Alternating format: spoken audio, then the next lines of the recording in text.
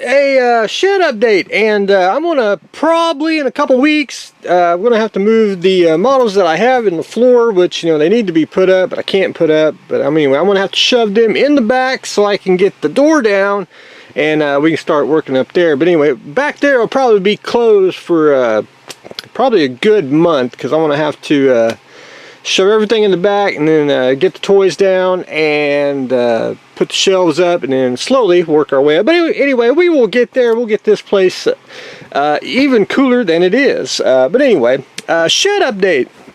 I also I buy a lot of models, and I also get some that are give to me, and I must thank the parties involved that do like to donate to the model arc itself. And this is what I got donated to me. It was, I mean, they're absolutely fantastic kits. But anyway, the Hostigabel 148 scale P40E Warhog. It's actually a really great kit. I've actually put one of these together. Pretty sure, I don't think I have one. I probably have older kits, as in the Revell, the monogram ones.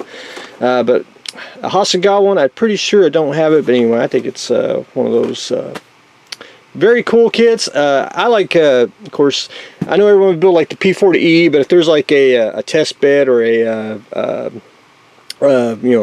different fighter with a different version of it, that's one I'd probably want to do. But anyway, we'll be adding the P40 to the art.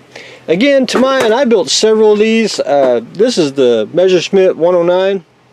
I can't really complain. It actually pretty much builds itself. Almost all Tamiya plane kits pretty much fit and everything. Very little seam work, if any, that you got to do. But anyway, they build up to a great model. 4-day scale. I may actually have some of these, but I don't know. When you build for people and also collecting, you'll you don't know if you have it or not. I do have the older ones, but anyway, can never go wrong with the 109. Adding another Messerschmitt 109 to the art. Car models. I don't get a whole lot of car models. This one really intrigued me because it's a reissue, but it's the Pepsi Chevelle.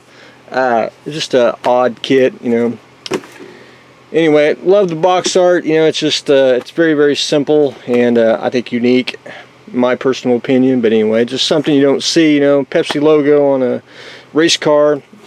And I was just recently, I was watching the NASCAR graveyard, where they take car bodies and they take them to basically in the woods, dropping. There's a bunch of cars. I thought that was unique. Would make an excellent diorama for anyone who wanted to do something just a tad bit different. But anyway, that's a very cool kit, and I'm looking forward to adding that to the car section, which the car section is going to be upstairs. So anyway, we'll get to that. Just a new kit to add to the art.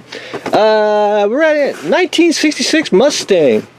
Gotta get all the paper off there. I learned my lesson. Having a trash can in here is one of the best things. Oh, and I'm going to they got anti-fatigue mats, and you can see where I've walked the path with the boots here, and this is where I stand the most. And I'm going to get foam mats. They're anti-fatigue that they have at Harbor Freight. You can get a 4-pack, and I'm gonna foam the floor. That's what I'm gonna do. So I'll start here first, and then I'll just every couple of weeks buy a package, and I'll have it filled. But anyway, 1966 Mustang. I know this is a reissue right off the bat. I can tell you that just by looking at the box. It's just too new. And but anyway, that's pretty cool. I assume I got some of these, but I do like, one thing I do like about the newer kits is they show you what's on the back of the kit, tree wise. Kind of wish it was in color, because if you're like kit bashing, doing a starship like the Falcon Prize up there, if you could look at old kits and see what's on the sprue, that's just something I thought would be cool. But that's just nitpicking. But anyway, we'll be adding the 1966 Ford Mustang to the art. There's AMT had the Cat, and I think it's a bobblehead, and I want one, and I haven't been able to find one cheap enough, because I want one for the car section of the Ark itself. But anyway, that's another subject, and I'll try to elaborate on that later on. The XB Valkyrie old kit, also kind of hard to find. I don't know if they reissued it or not, but anyway, it's still sealed. That's a, I assume I have one. I think I do somewhere. It may be in the old big kit category. Who knows? We'll probably find it again. If not, I own one of these to the art. But anyway, I think it's a unique kit, and I really, honestly, if you could find a Micro Machine and put the B52 with it, I think you know, little scale one, I think it'd be, you know, pretty darn slick. But anyway, there's a probably don't have it. There's an Aurora B52, and I don't have it. And I think it's an odd scale. I think it'd go well with this, because this is 72nd, and whatever box scale it was, you know, kind of came in a box like that. But anyway, I think it's the Valkyrie. I think it's one of the cooler planes. You know, it's just so much you could do. You don't even have to. Science fiction just absolutely, you know, screams it. But I think it's got a couple fit issues, but I haven't seen one, and I don't know if I've built one, and I haven't really seen one up close in a long time. But anyway, that is a unique find. But anyway, we'll be adding the XB70 to the art. Oh, my pile's getting bigger here. B52, I have built several of these. This old monogram. I think this is the, I want to say it's a reissue. I think the other B52 box is different. I'm pretty sure, because I believe this is, I always tell by the old monogram, that's the old 80s symbol, you know. But anyway, it's sealed, not sealed, but the, you know, kit ain't been touched. Box a little worn, but no big deal. That's just the way it is. Which brings me to the question of, do models melt in a storage shed? And the answer is no, they don't. They don't really warp either. I've seen some models that I'll give you an example. Oh, where is it? Where is it? There it is. I pulled this out of an attic. That's a Revell Cutty Sharp original box. You can see where it's tied up in string. That's been in an attic for almost 40 years. And old lady and gentleman, her husband passed away, and they were cleaning out, and they said there were some models up in the attic, and I went and dug that out, the only kit I could find. And it's not warped. It's just the plastic may become brittle, but it's still buildable. But they do not actually melt, and they don't.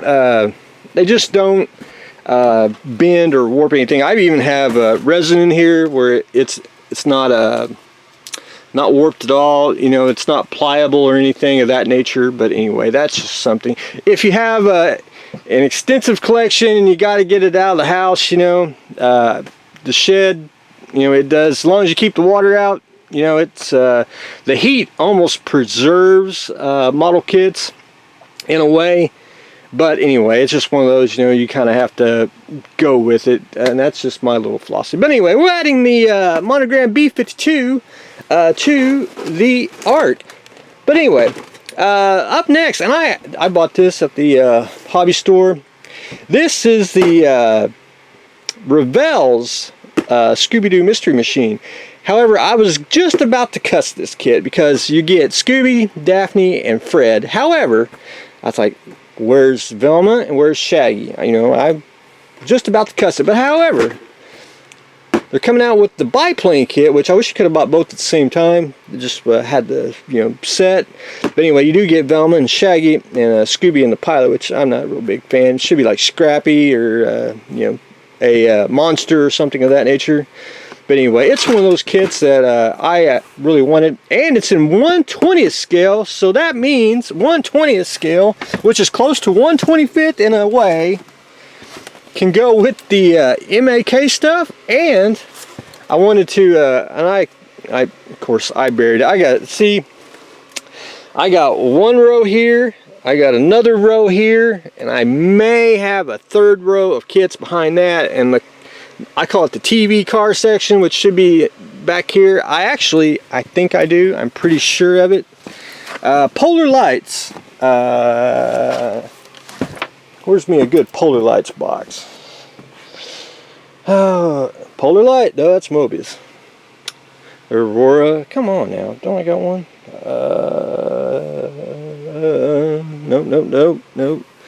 Nope. There we go, Polar Lights. Polar Lights right here. They came out with the Mystery Machine. You got Scooby and you got Shaggy. And this kit is not the Polar Lights kit, which is a great thing. It's a brand new tool and everything, but it's just one of those. It's and I know it's their build and play, and someone's going to bang on the keyboard and say how, you know, they just can't build that because it's build and play. I think it's a great kit. My really only gripe with the kit is the tires, but they're I call them half tires, which they're I call it almost like a toy kit. They just need to be replaced with you know, parts box. Go back there, get you some van tires, and put them on. I think it'd be turn into a great model. Plus, it's an animated vehicle, you know, so it don't have to totally be realistic. So anyway, adding the new Revell Scooby kit to the Art. And then I was at an antique store. I always check most of the antique stores around here because about every 2 weeks I go and check them, because they do get new stuff in. Sometimes they don't, sometimes do. However, they did get this. Of course, this is the old Revell rebox of the IMA kits, I think, of the SDF-1. I actually have the SDF-1 in spacecraft mode, but I did not have the SDF-1 in robot mode, which I think is kind of a chicken way to do it. I mean, I know they rebox, you know, different kits. Kind of wish it could transform, but then you don't really, you know, some of us like it in the ship mode, not robot mode, you know. It's just one of those. But anyway, they had this little gem, and I was like, I have to have it. I'm sorry, I don't own that one at all. They had a couple of the fighters, which I'll probably get in a couple of weeks. But anyway, that was something you just don't see every day, and very weak when it comes to the Super Dimensional Fortress, and so I had to have that. But anyway, adding the SDF-1 to the Art, and probably, and we'll have some more shed updates, but I'm probably going to have to start shoving stuff to the back so I can start getting stuff down. Get Mr. Coffee Cup. The humidity here has subsided because of Hurricane Cindy, which ain't a bad thing. The Ark itself is getting its, the Ark 2 is getting its shingles. It's almost done, getting a little decorative trim. We still got a little more to do. But anyway, the inside, doing the cantilever rack style. I got most of the studs up, and I just got to work my way around. Basically, this is scrap wood. Place I know actually had some. It's 2 feet wide and just varies in length. And I'm going to have them overlap. It's just easier that way. I really didn't want to spend the time to cutting. It's actually very, very sturdy because I screwed them in.